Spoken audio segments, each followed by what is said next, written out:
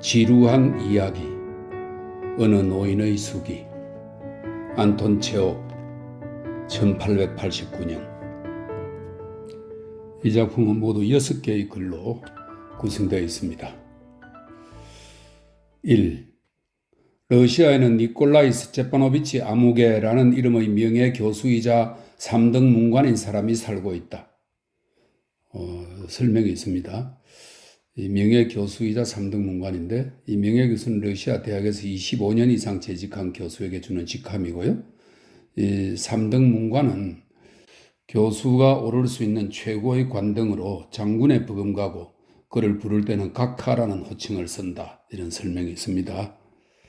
상당한 경력과 지위를 가진 교수다. 이렇게 해석이 되네요. 그는 국내외에서 훈장을 하도 많이 받아 그가 그 모든 훈장을 달아야 할 때면 학생들은 그를 성화대라고 부른다. 이 성화대에 대한 설명이 있습니다.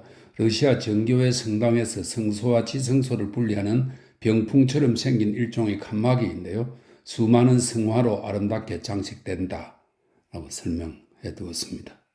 그의 지인들은 최고로 귀족적인 사람들 뿐이다.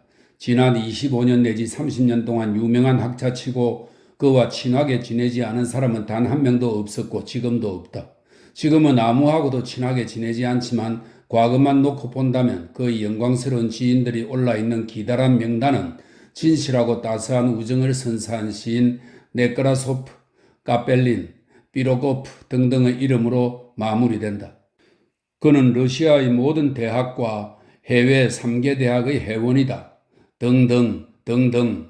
이 모든 것 및 그 밖의 많은 것들로 장식되는 그 이름의 주인공이 누구냐 하면 바로 나다. 나의 이 이름이란 것은 꽤 널리 알려져 있다. 러시아에서 읽고 쓸 줄 아는 사람은 누구나 내 이름을 알고 있으며 해외 강단에서도 내 이름은 저명하신과 고매하신이라는 형용사와 함께 거명된다.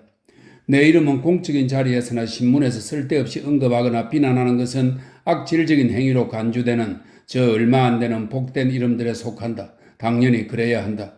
내 이름은 명성과 천부적인 재능을 겸비한 의심의 여지 없이 유용한 한 인간을 지칭하기 때문이다. 중요한 것은 내가 낙타처럼 강인하고 근면하다는 것이지만 이보다 더 중요한 것은 재능을 타고났다는 사실이다. 말이 나온 김에 덧붙이자면 나는 교양이 풍부하고 겸손하며 또 명예를 아는 사람이다. 문학이나 정치에 코를 박은 적이 없으며 무식쟁이들과의 논쟁에서 인기를 끌려고 했던 적도 없으며 식탁에서나 내 동료들의 무덤가에서 연설을 한 적도 없다. 한마디로 내 학자적 명성에는 단 하나의 오점도 없으며 그 무엇으로도 내 이름을 비난할 건더기는 없다. 참 대단한 명성인 것이다. 그럼 이런 이름을 지닌 사람, 즉 나란 인간을 묘사해보자. 62의 나이에 머리는 훌렁 벗어지고 털리를 끼웠으며 틱 장애를 앓고 있다. 내 이름이 찬란하고 아름다운 그만큼 반비례해서 나란 인간 자체는 칙칙하고 볼성사납다. 쇠약해진 머리통과 두 손은 덜덜 떨리고 모가지는 뚜르게네프 소설 속 여주인공의 모가지처럼 콘트라베이스의 손잡이를 방불케 하고 가슴은 새가슴이고 어깨는 좁아서 왜소해 보인다. 말하거나 강의를 할 때면 입은 한쪽으로 실그러지고 웃기라도 할라치면 얼굴 전체에 죽음을 예고하는 노인네 잔주름이 확 퍼진다. 내 초라한 모습에는 아무것도 인상적인 게 없다. 다만 틱 장애를 앓을 때 내 얼굴에 나타나는 특이한 표정은 분명 보는 이들에게 모종의 엄정한 인상을 불러일으킬 것이다. 보아하니 저 양반 곧 죽겠구나. 나는 아직도 강의를 꽤 잘한다. 예전에 늘 그러했듯이 난 2시간 동안이나 청자의 집중력을 유지시킬 수 있다. 나의 열정과 문학적인 표현 방식과 유머 감각은 메마르고 뾰족하고 위선자처럼 간사한 내 목소리의 단점을 거의 알아차리기 어려울 정도로 희석시킨다. 하지만 쓰는 것은 잘 못한다. 글 쓰기를 관장하는 내 뇌의 일정 부분이 작동하기를 거부한 것 같다. 기억력이 가물가물해지고 사고는 인과성을 결의하여 종이 위에다가 생각을 옮겨 놓으려 하면 매번 관념의 유기적 연결에 대한 감각을 상실한 것 같은 느낌이 든다. 문장의 구성은 단조로워지고 어투는 지리멸렬하고 소심하게 들린다. 종종 나는 내가 원하는 게 아닌 다른 것을 기적거린다. 마무리를 할 때면 처음이 생각나지 않는다. 수시로 평범한 단어들을 까맣게 잊어버리고 또 언제나 잉여 문장과 불필요한 도입부를 피하기 위해 엄청난 에너지를 쏟아부어야만 한다. 이런 것들은 지적 활동의 쇠락을 분명하게 증명해준다. 그리고 놀라운 것은 글쓰기가 간단하면 간단할수록 스트레스가 더욱 심해진다는 점이다. 축하 편지나 보고서를 쓸 때보다 학술 논문을 쓸 때 나 자신이 훨씬 더 자유롭고 현명하다는 생각이 든다. 한 가지만 덧붙이자면 나는 독일이나 영어로 쓰는 것이 러시아로 쓰는 것보다 더 쉽다. 작금의 내 생활 방식에 대해 말하자면 무엇보다도 최근 들어 나를 무척이나 괴롭히는 불면증을 언급해야 할 것이다. 누군가 나에게 현재 너의 존재의 가장 중요하고 가장 근본적인 특징은 무엇이냐라고 묻는다면 나는 불면증이라고 대답할 것이다. 예전처럼 나는 습관적으로 정확하게 자정에 옷을 갈아입고 잠자리에 든다. 금방 잠이 들지만 2시만 되면 한숨도 못 잤다는 느낌과 더불어 깬다. 하는 수 없이 침대에서 일어나 램프를 켠다. 1시간 내지 2시간 동안 방 안을 서성거리며 오랫동안 눈에 익은 그림이며 사진들을 살펴본다. 서성거리는 게 실증이라면 책상 앞에 앉는다. 미동도 없이 아무런 생각도 없이 그리고 아무런 욕망도 없이 그냥 앉아있게 된다. 내 앞에 책이 놓여 있으면 그냥 기계적으로 그놈을 내 앞으로 끌어당겨 아무 흥미도 느끼지 못하면서 읽는다. 그런 식으로 얼마 전에 제비는 무엇을 노래했나 라는 기이한 제목의 소설을 하룻밤새 기계적으로 다 읽었다. 아니면 주의 집중을 위해 1000까지 숫자를 세어보거나 동료 중 아무나 한 사람의 얼굴을 상상하면서 어느 해에 그리고 어떤 상황에서 그가 강의를 시작했나 하는 것을 기억해 보기도 한다. 나는 소리에 귀 기울이는 것을 좋아한다. 내 방에서 2방 건너에 있는 침실에서 딸 리자가 혓짤배기 소리로 쫑알쫑알 잠꼬대를 한다. 아내는 촛불을 들고 거실을 지나갈 때 반드시 성냥갑을 떨어뜨린다. 메마른 나무 찬장이 삐그덕거리고 램프 심지가 불현듯 윙윙거리기도 한다. 이 모든 소리는 무슨 까닭인지 나를 불안하게 한다. 밤에 잠을 안 잔다는 것은 곧 매 순간 자신의 비정상적인 상태를 의식한다는 것을 의미하므로 나는 내가 합법적으로 자지 않아도 되는 아침과 낮을 초조하게 기다린다. 수탈기 정원에서 울기까지 기나긴 고통의 시간이 지나야 한다. 수탈기야말로 나에게는 희소식을 전해주는 최초의 전령이다. 나는 안다. 수탈기 울면 1시간 후에 아래층에서 수위가 일어나 신경질적으로 기침을 해대며 무언가를 찾으러 계단을 올라올 거라는 것을. 그런 다음 창문 밖의 대기는 점차 휘구물에 밝아지고 거리에서는 사람들이 떠드는 소리가 들려오리라는 것을. 나의 하루는 아내가 방에 들어오는 것으로 시작된다. 아내는 머리 손질은 안 했지만 깨끗이 세수한 얼굴에 스커트를 입고 꽃 향기가 나는 오드콜로니오 냄새를 풍기며 들어온다. 그녀는 짐짓 우연히 들어온 것 같은 태도로 항상 같은 말을 한다. 그냥 잠깐 들어와 보았어요. 또 못 주무셨군요. 그런 다음 그녀는 램프 불을 끄고 책상 앞에 앉아 짓거리기 시작한다. 나는 예언자는 아니지만 그녀가 무슨 얘기를 할지 훤히 안다. 매일 아침 똑같은 얘기가 나온다. 통상 걱정스럽다는 듯이 내 건강에 대해 질문을 퍼부은 다음 그녀는 갑자기 바르샤바에서 장교로 복무 중인 우리 아들을 기억해낸다. 매달 20일이 지나면 우리는 그 아이에게 50루벌씩 송금한다. 이것이 우리 대화의 주된 주제이다. 물론 우리로선 힘든 일이지요. 아내는 한숨을 내쉰다. 하지만 걔가 제 앞가림을 할 때까지는 도와주는 게 도리 아니겠어요? 해외에 주둔하고 있는데 월급은 쥐꼬리만 하고. 참, 당신이 원하신다면 다음 달에는 40루벌만 보내도록 하죠. 당신 생각은 어떠세요? 일상의 경험은 아내에게 우리가 아무리 자주 지출에 관해 토론을 해도 지출이 줄어들 리 없다는 것을 가르쳐 주었을 법도 하건만 아내는 경험이란 것을 인정하지 못하므로 매일 아침 규칙적으로 우리의 장교 아드님에 관해 빵 가격이 다행스럽게도 내렸지만 설탕 가격은 이 꽃배기가나 올랐다는 사실에 관해 마치 그것이 새 소식이라도 되는 듯이 주절거린다. 나는 열심히 듣고 기계적으로 동의하면서 기이하고 쓸데없는 생각에 사로잡힌다. 어쩌면 밤에 잠을 못 자서 그러는 건지도 모르겠다. 나는 아내를 지그시 바라보며 어린애처럼 놀라워한다. 그리고 당혹감에 사로잡혀 자문한다. 밥줄과 기타 사소한 걱정거리로 생기를 잃은 표정과 빚더미와 궁핍에 관한 끊임없는 생각으로 어두워진 눈빛, 오로지 지출에 관해서만 말할 수 있고 오로지 물가 하락에만 미소 지을 수 있는 이 여자, 이 늙고 뚱뚱하고 굼뜬 여자가 언젠가 그렇게 날씬했던 바랴, 내가 그토록 사랑했던 바랴란 말인가? 나는 오셀로가 데스데모나의 공감을 사랑했듯이 내 학문에 대한 그녀의 공감을 사랑했고 그녀의 공정하고 명료한 지성을, 순결한 영혼을, 그리고 미모를 그토록 열정적으로 사랑했었다. 이 여자가 정녕 언젠가 나에게 아들을 낳아준 가로그 바랴, 내 아내란 말인가?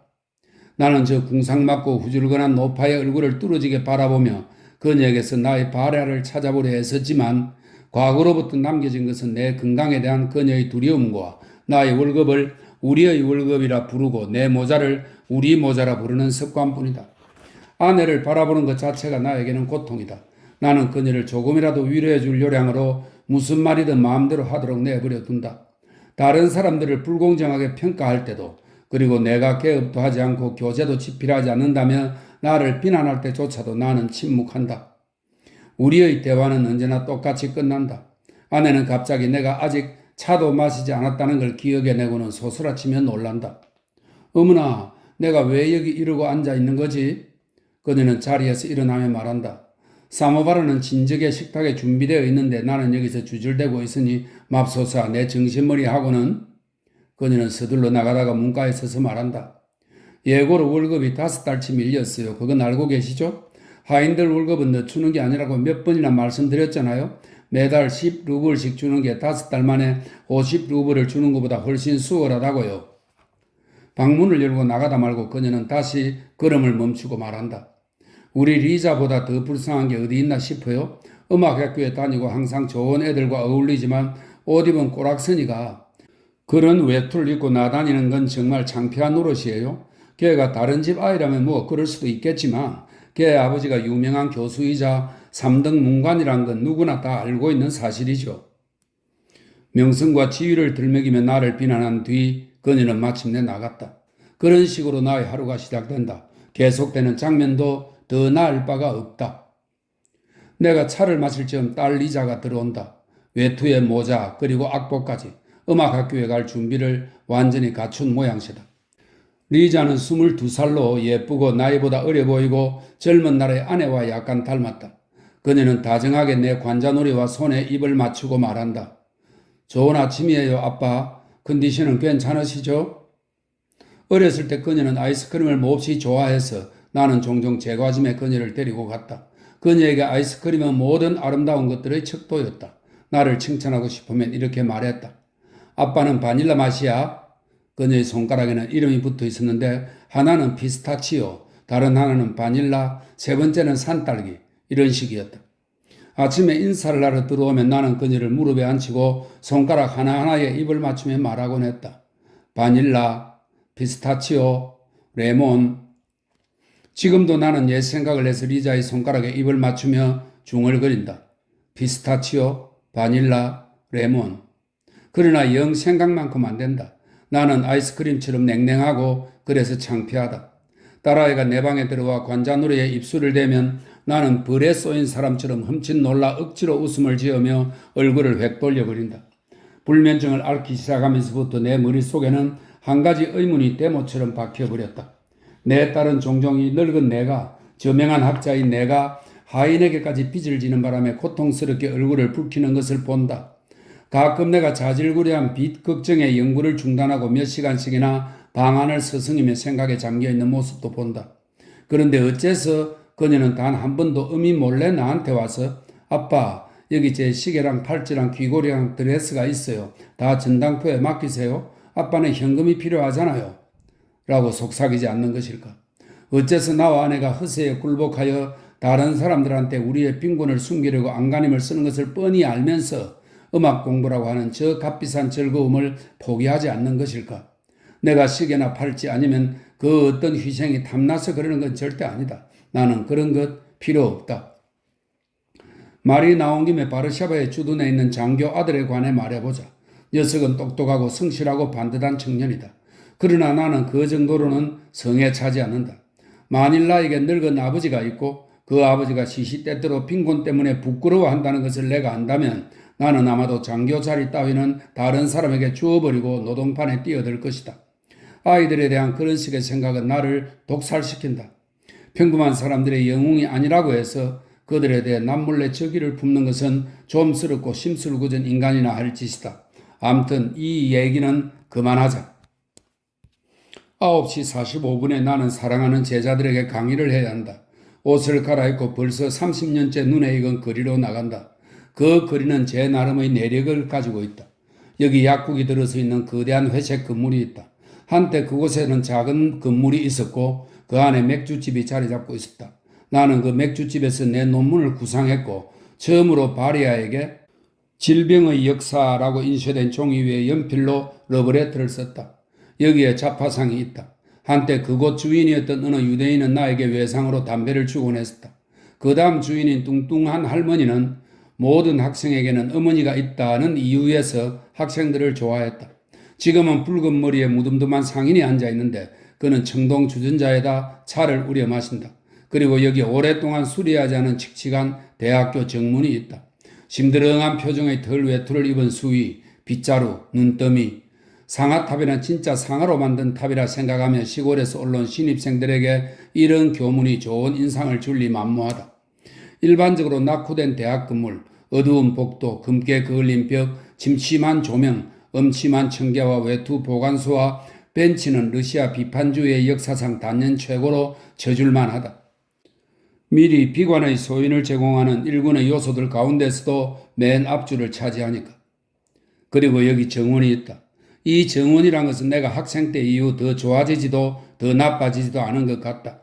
나는 이곳을 좋아하지 않는다. 폐병을 앓는 것처럼 보이는 보리수 나무나 신누른 아카시아 혹은 이발이라도 한 듯 덤성덤성 서 있는 라일락 대신 키다리 소나무와 멋진 참나무를 심어 놓았더라면 훨씬 보기 좋았을 것이다. 학생들은 대체로 환경의 기분이 좌우된다. 그러므로 학습 공간에서 한 걸음 옮길 때마다 오로지 고상하고 강하고 우아한 것만을 보아야 한다. 신이여, 우리 학생들을 말라 비틀어진 나무와 깨진 유리창과 우중충한 벽과 누더기 방수포를 덧댄 문들로부터 보호해 주시기를. 내 연구실이 있는 건물 쪽으로 다가가자 문이 확 열리며 나의 오랜 동료이자 이름도 같고 나이도 같은 수인 니콜라이가 반겨 맞는다. 내가 들어오도록 한옆으로 비껴서며 그가 쉰 목소리로 말한다. 춥습니다요, 카카.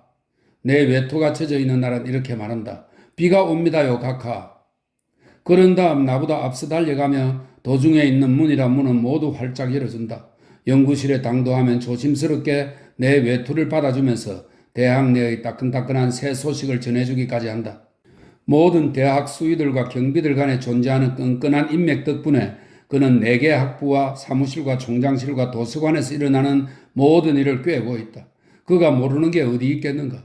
우리에게 새로운 소식, 가령 총장의 퇴임 같은 그런 소식이 전해졌다고 치자. 그러면 나는 그가 젊은 경비들과 수다를 떨며 몇 명의 후보를 거명하는 것을 듣게 된다. 그는 즉석에서 누구는 장관이 승인하지 않을 것이며 또 누구는 고사할 것이라고 전망한다.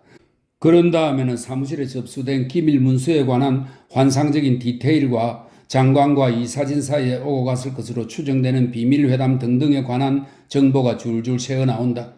일반적으로 이런 디테일을 제외하면 그의 말은 거의 언제나 옳은 것으로 판명되었다.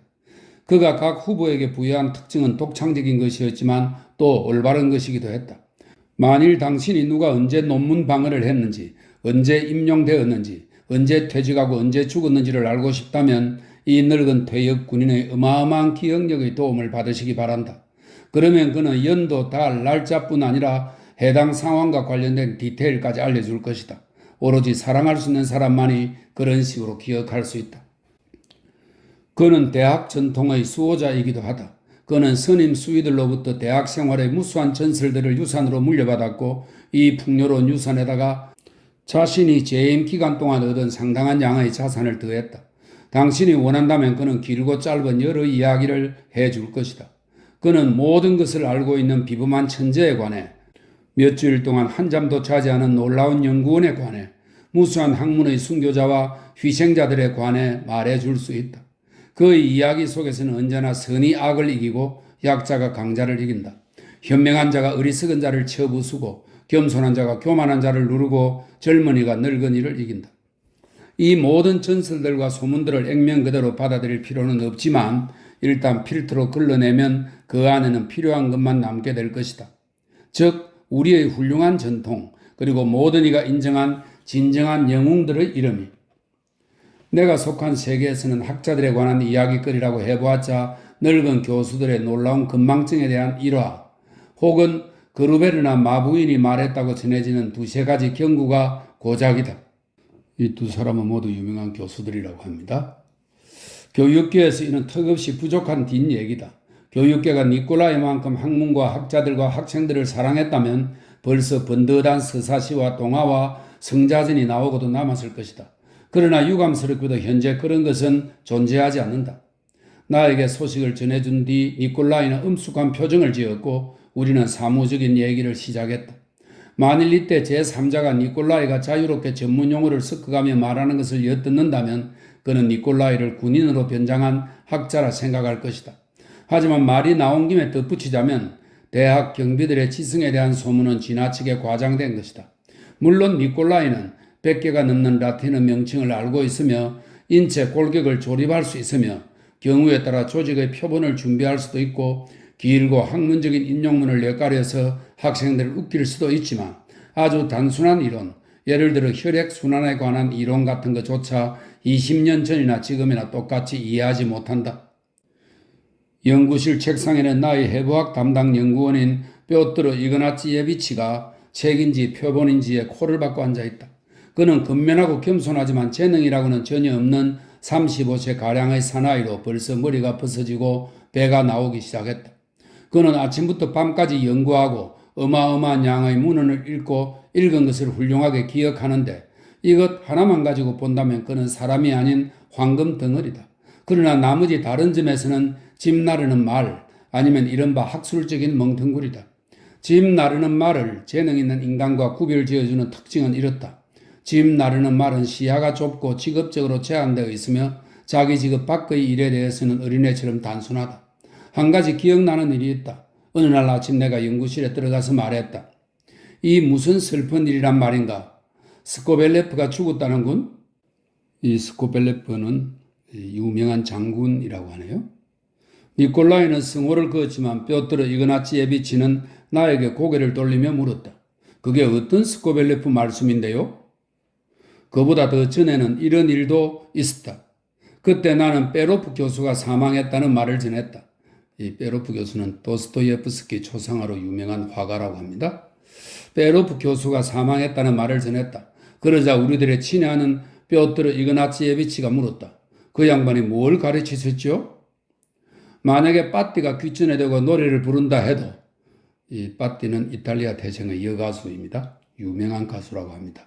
만약에 빠띠가 귀전에 대고 노래를 부른다 해도 중국의 대군이 러시아를 침공한다고 해도 지진이 일어난다고 해도 그는 미동도 없이 앉아서 지극히 평화롭게 실눈을 뜨고 현미경을 들여다볼 것이다. 한마디로 말해서 트로이아 왕비 헤캅에도 그에게는 안중에 없을 터이다. 나는 저 금빵 쪼가리 같은 녀석이 자기 마누라랑 어떻게 자는지 알 수만 있다면 돈다발이라도 내놓을 용의가 있다. 녀석에게는 또 다른 특징이 있는데 그것은 과학, 특히 독일인들이 써내는 모든 것의 무료성에 대한 광적인 신봉이다. 녀석은 자기 자신 그리고 자신의 표본을 철석같이 믿고 있고 인생의 목적이 무엇인지 잘 알고 있다. 그래서 재능 있는 사람들을 고뇌하게 만드는 의심이니 환멸이니 하는 것과는 아예 담을 쌓았다. 권위에 대한 공손한 굴종과 독립적인 사고 능력의 결여는 녀석의 중요한 자질이다. 어떤 식으로든 그의 신념을 바꾸기란 몹시 어려운 일이며 그와 토론한다는 것은 불가능한 일이다. 가장 훌륭한 학문은 의학이며 가장 훌륭한 사람은 의사이며 가장 훌륭한 전통은 의학적 전통이라고 굳세게 확신하는 사람과 무슨 토론을 할 수 있겠는가? 과거의 사악한 의술은 이제 사라지고 유일하게 살아남은 전통이라고는 요즘 의사들이 메고 다니는 흰색 넥타이뿐이다. 과학자 그리고 교양 있는 대중을 위해서는 대학 차원에서 의학, 법학, 기타 등등 간의 학문의 경계를 허문 학제간 교육의 전통이 생겨나야 하지만 뼈트르 이그나치예비치는 거기 동의할 수 없을 것이다. 아마도 그는 최후의 심판날까지 기어코 그런 의견과 싸울 것이다. 나는 그의 미래를 선명하게 그려볼 수 있다. 그는 평생 동안 수백 개의 유난히 깔끔한 표본을 준비할 것이며 무미건조하지만 상당히 예의 바른 논문을 여러 편 쓸 것이며 양심적인 번역도 여러 편 할 것이지만 절대로 세상에 불을 놓지는 못할 것이다. 불을 놓으려면 환상과 상상력과 직관이 필요한데 뼈들어 이그나치예비치는 그 비슷한 것도 갖추지 못했다. 간단히 말해서 그는 학문의 주인이 아니라 하인인 것이다. 나와 뼈들어 이그나치예비치와 니콜라이는 가만가만 숨죽인 소리로 말한다. 우리는 조금 초조하다. 문 저편 강의실에서 바다가 술렁이듯 웅성대는 소리가 들려오면 나는 뭔가 특별한 느낌을 받는다. 30년의 세월이 지났지만 도저히 그 소리에 익숙해질 수 없었고 아직도 매일 아침 특별한 느낌을 경험한다. 나는 신경질적으로 프로코트의 단추를 잠그고 니콜라에게 불필요한 질문을 하고 짜증을 낸다. 내가 왠지 겁쟁이가 된 것도 같지만 이것은 겁을 내는 것이 아닌 무언가 다른 어떤 것, 지금으로서는 명명할 수도 묘사할 수도 없는 어떤 것이다. 나는 불필요하게 시계를 보며 말한다. 그럼 이제 가볼까? 그러면 우리는 다음과 같은 순서로 움직인다. 맨 앞에는 니콜라이가 표본이나 도예를 들고 가고 그 뒤에는 내가 가고 그 뒤로는 공손하게 머리를 숙인 집 나르는 말이 따른다. 혹은 필요한 경우 맨 앞에는 들것에 실린 시신이 가고 그 뒤에 같은 순서로 니콜라이 등등이 간다. 내가 등장하면 학생들은 일어섰다가 앉고 바다의 소음은 일시에 사라진다. 그리고 무풍 상태가 도래한다. 나는 무엇을 강의해야 할지는 알지만 어떻게 강의해야 하는지, 어디서 시작해서 어디서 끝내야 하는지는 모른다.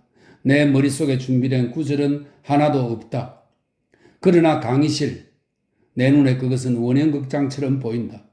그 강의실을 한번 둘러보고 늘 똑같은 지난 시간에 어디까지 했냐 하면 이라는 말을 하기만 하면 그때부터 내 영혼에서 기다란 구절들이 줄줄이 흘러나오고 그야말로 판이 벌어지게 되는 것이다. 나는 속사포처럼 거침없이 열정적으로 말하고 이 세상에 내 강의의 흐름을 막을 수 있는 힘은 아무데도 없어 보인다. 훌륭한 강의, 즉 청자에게 도움이 되면서도 지루하지 않은 강의를 하려면 재능 외에도 경험과 숙련을 갖추어야 한다. 자기 자신의 힘, 청중, 그리고 강의 주제에 대해 완벽하게 명료한 의식을 지녀야 한다. 그 밖에도 빈틈없는 사람이 되어야 하고 주의 깊게 사물을 관찰해야 하고 단 1분도 한눈을 팔아서는 안 된다. 훌륭한 지휘자는 작곡가의 사상을 전달하기 위해 동시에 20가지 일을 한다. 악보를 읽는 동시에 지휘봉을 휘둘러야 하고 가수를 보아야 하고 또 드럼 주자를 향해 혹은 프렌치 호른 주자 등등을 향해 모종의 제스처를 보여주어야 한다. 강의할 때의 나도 그와 똑같다. 내 앞에는 서로 하나도 닮지 않은 150개의 얼굴과 내 얼굴을 뚫어지게 바라보는 300개의 눈이 있다. 내 목표는 이 머리 수백 개 달린 히드라를 제압하는 것이다. 만일 강의를 하면서 매 순간 그 괴물의 몰입도와 이해력을 확실하게 인지한다면 괴물은 내 수중에 있는 셈이다. 나의 또 다른 적은 내 안에 앉아 있다. 그것은 무한히 다양한 형식과 현상과 법칙들 그리고 그것들이 규정하는 나 자신의 그리고 타인의 무수한 사상들이다. 매 순간 나는 이 방대한 자료 중에서 가장 중요하고 가장 필요한 것들을 집어낼 수 있을 정도로 그리고 강의의 흐름만큼이나 재빠르게 내 사상을 히드라의 이해력에 적합한 동시에 히드라의 흥미를 유발시킬 수 있는 형식에 끼워 넣을 수 있을 정도로 능수능란해야 한다. 동시에 사상들이 그냥 집적되어 전달되는 것이 아니라 내가 그리고자 한 그림의 올바른 구성을 위해 불가결한 모종의 순서에 따라 전달되도록 예의주시해야 한다. 더 나아가 내 강의에 문학성을 부여하기 위해 정의는 간결하면서도 정확하게 그리고 문장은 단순하면서도 가급적 아름답게 들리도록 최선을 다해야 한다. 매 순간 스스로를 장악해야 하고 내가 마음대로 쓸 수 있는 시간은 1시간 40분밖에 없다는 사실을 기억해야 한다. 한마디로 말해서 쉽지 않은 일인 것이다. 나는 한꺼번에 과학자의 역할과 교육자의 역할과 웅변가의 역할을 해야 하는데 웅변가가 교육자나 과학자를 제압하거나 그 반대가 되면 일을 망치게 된다. 강의를 시작하고 15분이 지나고 30분이 지나면 학생들이 천장을 올려다보거나 뼈들어 이그나치예비치를 흘끔거리며 보기 시작하는 게 눈에 들어온다. 한 학생은 손수건을 꺼내들고 다른 학생은 자세를 고치 않고 또 다른 학생은 무슨 생각인가를 하며 미소를 짓는다. 이는 즉 그들의 주의가 산만해졌다는 뜻이다. 조처를 취해야 한다. 기회를 포착하기가 무섭게 나는 무슨 농담 같은 것을 한다. 150명이 환하게 미소를 짓고 눈들은 즐겁게 반짝이고 잠시 동안 바다가 술렁이는 소리가 들린다.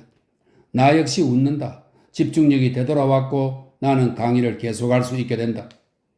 그 어떤 토론도 그 어떤 취미나 게임도 나에게 강의만큼 그렇게 큰 기쁨을 준 적이 없다. 나는 강의를 하는 동안에만 나 자신을 전적으로 열정에 내맡길 수 있었고 영감이란 것이 시인들이 지어낸 것이 아니라 현실에서 실제로 존재한다는 것을 깨달을 수 있었다. 순전히 내 생각이지만 가장 매혹적인 위협을 달성한 후의 헤라클레스라 할지라도 내가 매번 강의 후에 느끼는 그런 달콤한 피곤함은 느끼지 못했을 것이다. 그러나 이건 다 옛날 얘기다. 지금 내가 강의 중에 경험하는 것은 오로지 고통뿐이다. 30분이 채 지나기도 전에 나는 다리와 어깨에 극복할 수 없는 무력감을 느낀다. 의자에 앉아보지만 나는 앉아서 강의하는데 익숙지가 않다. 1분 후 벌떡 일어나 선체로 강의를 하지만 곧 다시 앉는다. 입속이 마르고 목소리는 갈라지고 머리는 빙빙 돈다. 내 상태를 청중에게 숨기기 위해 감기 때문이냐 계속 물을 들이켜고 기침을 하고 코를 푼다. 뜬금없는 농담을 하고 결국 일정보다 앞서 휴식 시간을 선포한다. 그러나 여기서 정말 중요한 것은 내가 수치스러워한다는 사실이다. 나의 양심과 지성은 지금 내가 할 수 있는 가장 훌륭한 일은 학생들에게 고별 강연을 하고 마지막 인사를 하고 덕담을 한 뒤 나보다 더 젊고 더 강한 사람에게 내 자리를 내주는 것이다. 하지만 신께서 나를 심판하시겠지만 나는 양심에 따라 행동하기에는 용기가 부족하다. 유감스럽게도 나는 철학자도 아니고 신학자도 아니다. 나는 내가 앞으로 6개월도 채 못 살 것이라는 점을 분명하게 알고 있다. 그러니 지금 내가 관심을 쏟아야 할 것은 무엇보다도 무덤 너머의 암흑에 관한 질문, 그리고 무덤 속에서 내 꿈에 나타나게 될 환영들에 관한 질문이리라. 하지만 내 지성이 그것들의 중요성을 모조리 인정함에도 불구하고 웬일인지 나의 영혼은 이런 것들에 관해 알고 싶은 생각이 없다. 20년 전이나 30년 전이나 지금이나 죽음 앞에서 내 흥미를 끄는 것은 오로지 과학뿐이다. 마지막 숨을 내쉬는 순간에도 나는 여전히 과학은 인간의 삶에서 가장 중요하고 가장 아름답고 가장 필요한 것이라 믿을 것이다. 과학은 과거에도 현재에도 미래에도 사랑의 가장 고상한 표현이며 오로지 과학에 의해서만 인간은 자연과 자기 스스로를 정복할 수 있으리라 믿을 것이다. 나의 믿음은 그 근본에 있어서 순진한 것일 수도 있고 부당한 것일 수도 있지만 내가 이런 믿음을 가지고 있는 게 내 잘못은 아니다. 달리 방법이 없지 않은가. 나는 내 안에 있는 이 신념을 극복할 수가 없는 것이다. 아니, 문제는 이게 아니다. 나는 내 유약함을 너그러이 봐달라고, 그리고 골수의 운명이 우주의 최종 목적보다도 더 중요하다고 생각하는 어떤 인간을 학과에서 그리고 학생들에게서 떼어내는 것은 숨이 채 끊어지기도 전에 그를 관 속에 집어넣고 쾅쾅 못을 박는 것과 똑같다는 것을 해량해 주십사 애걸복걸하고 있을 뿐이다. 노쇠와의 극심한 투쟁과 불면증의 결과 나에게는 이상한 일이 일어나고 있다. 강의하는 도중에 갑자기 울음이 폭받쳐 오르고 눈이 간질거리기 시작한다. 두 팔을 앞으로 내밀고 큰 소리로 불만을 토로하고 싶다는 열정적이고 신경질적인 욕구를 느낀다. 나는 큰 소리로 외치고 싶어진다. 운명이 나같이 유명한 인간에게 사형을 선고했다고. 6개월 후에는 다른 놈이 이 강의실을 차지할 것이라고. 나는 독살당하고 있다고. 전에는 알지 못했던 새로운 사상들이 내 생의 마지막 나날에 독극물을 주입하고 마치 모기떼처럼 계속해서 내 뇌수를 찔러대고 있다고. 그런 순간이면 내 상태는 너무도 끔찍해서 차라리 공포에 질린 청중들이 자리를 박차고 일어나 처절한 비명을 지르며 허둥지둥 출구로 달려갔으면 좋겠다는 생각을 한다. 그런 순간들을 견뎌내는 것은 쉽지 않다.